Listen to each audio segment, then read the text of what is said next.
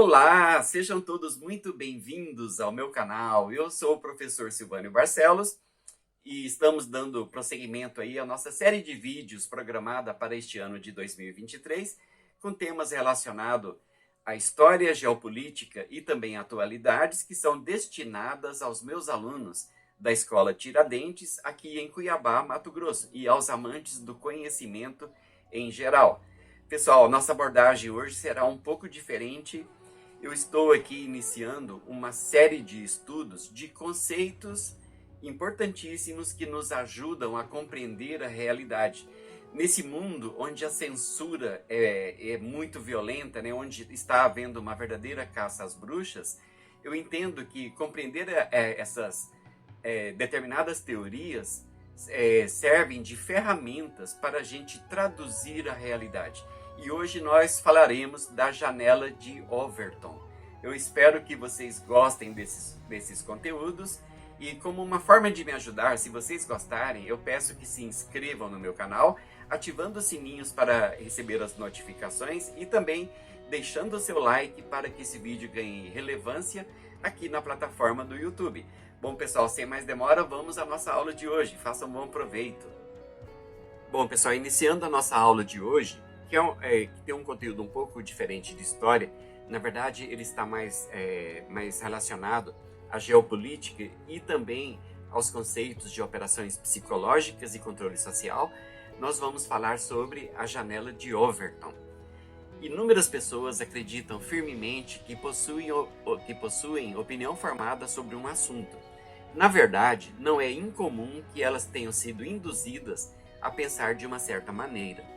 Estudar o que é a janela de Overton permite compreender que se trata de estratégia de manipulação da opinião pública, ou seja, estratégicas de engenharia social, né, pessoal? Se um indivíduo qualquer está na mesma posição, contemplando a paisagem através de uma janela, tudo o que ele vê está delimitado pela sua moldura. À medida que esse indivíduo se aproxima da janela, a realidade visual do que está lá fora se amplia. A janela de Overton muda paisagens ou amplia limites no campo das ideias, mas isso tem um preço que se reflete na sociedade, e esse preço às vezes costuma ser muito caro, tá, pessoal? Bom, a janela de Overton, ou janela do discurso, delimita o conjunto de ideias que a população tolera. É o grau de aceitabilidade de uma opinião na sociedade. A janela de Overton registra como a maioria das pessoas pensam em um certo momento sobre um assunto qualquer. Os assuntos podem se deslocar entre um extremo, absolutamente contrário, para outro, absolutamente favorável. A janela é a faixa que concentra o que a maioria aceita. Prestem atenção nesse detalhe, tá, pessoal? Nesse caso, a aceitabilidade da opinião pública determina a viabilidade política de um fato.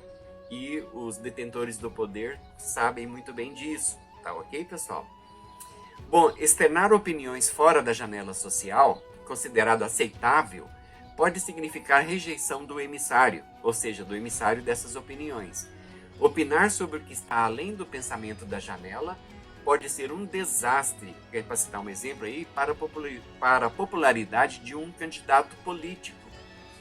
Bom, pessoal, as etapas das janelas de Overton são: a primeira etapa, inaceitável; a segunda etapa, verossímil; a terceira etapa, neutralidade; a quarta etapa, provável; e a quinta, inevitável. Seguindo esses passos, olha só, prestem atenção no controle social, né, nas ferramentas de controle que estão demonstradas aí na janela de Overton. Você tem um determinado assunto qualquer, né, um tema qualquer que, por exemplo, os detentores do poder querem que a sociedade aceite. Bom, no começo, você está na fase do inaceitável, elas não aceitam. Bom, e com intensas propagandas ou outras ferramentas de controle social, ela passa para a segunda etapa de verossímil, onde as pessoas talvez pensem nisso, né? Elas começam meio que de leve a aceitar a situação. Bom, aí se entra na terceira, que é a neutralidade, e ela fica confusa, fica sem opinião formada, e isso evolui para a quarta etapa, que é do provável, né? E a pessoa passa a ter a ideia, né, de que é possível concordar com essa ideia. Bom, isso evolui para a fase final do inevitável. Quando chega nessa fase, a pessoa já está com seu pensamento moldado. E quando isso é pensado em termos coletivos, todo mundo começa a pensar da mesma forma. Então, se o objetivo de, sei lá, de algum grupo que quer incutir uma ideia, chegar nesse estágio. Quando chega no quinto estágio aqui, que é do inevitável, eles já conseguiram o que queria, tá, pessoal? Bom, a expressão, né, janela de Overton, deriva do nome de seu criador, o Joseph P. Overton. Ele era ex-vice-presidente do Centro de Políticas Públicas da cidade de Mackinac, no estado de Michigan, nos Estados Unidos. Ele criou esse termo para o setor da segurança pública naquele estado, tá, pessoal? Joseph Overton explica que diversos atores sociais podem escolher não apenas o que as pessoas pensam, mas também como elas pensam. Para descrever o fenômeno que mais tarde seria conhecido como janela de Overton, ele afirmou que para uma ideia ter viabilidade na sociedade, ela precisa passar pela janela social, não bastando serem apenas preferências individuais dos políticos. Obviamente, se a sociedade não concordar, não terá acordo nesse sentido. Bom, entende-se que a janela social compreende o conjunto de ideias que são aceitas momentaneamente por uma determinada sociedade, tá, pessoal? Segundo Overton, a janela inclui um conjunto de políticas consideradas aceitáveis no momento em que a opinião pública as recebe. Um candidato político, para citar um exemplo, né, poderá recomendar este conjunto de ideias sem ser considerado excessivamente extremo. Vejam o perigo disso. Isso foi muito utilizado nos sistemas totalitários, tá, pessoal? Que a gente viu na história aí, como o fascismo, o nazismo e também o comunismo. Bom, o conceito demonstra o que a sociedade considera aceitável ou não em um dado momento. Se alguma figura pública quiser aceitação social, deve emitir opiniões que variem dentro da janela considerável aceitável. Para que a janela de Overton se desloque, é preciso que a população mude sua opinião sobre um tema. Isso acontecerá se as pessoas forem convencidas de novas ideias, ou pelo menos persuadidas a pensarem contra o que normalmente era aceito. Convém ponderar que existem diversas ferramentas de controle do pensamento público, tais como a programação preditiva, a programação mental do Skinner e do Ivan Pavlov. Pessoal, nós falaremos disso em outras ocasiões, tá?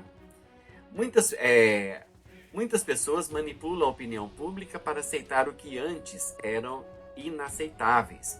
As mudanças realizadas na janela de Overton podem mudar a opinião de inaceitável para verossímil, para neutralidade e progredir para o inevitável. Aí tudo já aconteceu, tá, pessoal? Ou vice-versa, levando as pessoas da aprovação à desaprovação de algo. Em geral, governos gastam muito dinheiro para vender ideias e conquistar a opinião pública. Os sentimentos sociais são detectados e começa-se um trabalho para neutralizá-los e em seguida mudá-los. Ou seja, é preciso fazer uma pesquisa sobre a janela de Overton, né, para saber o que a sociedade está pensando. Estão conseguindo dimensionar aí o que significa a janela de Overton, pessoal? Podemos citar como exemplo o alarmismo sobre as mudanças climáticas. Bom, o ex-vice-presidente dos Estados Unidos, Al Gore, disse na cúpula climática em Copenhague, no ano de 2010, que o Ártico ficaria sem gelo durante o verão de 2014 e que até os ursos polares desapareceriam.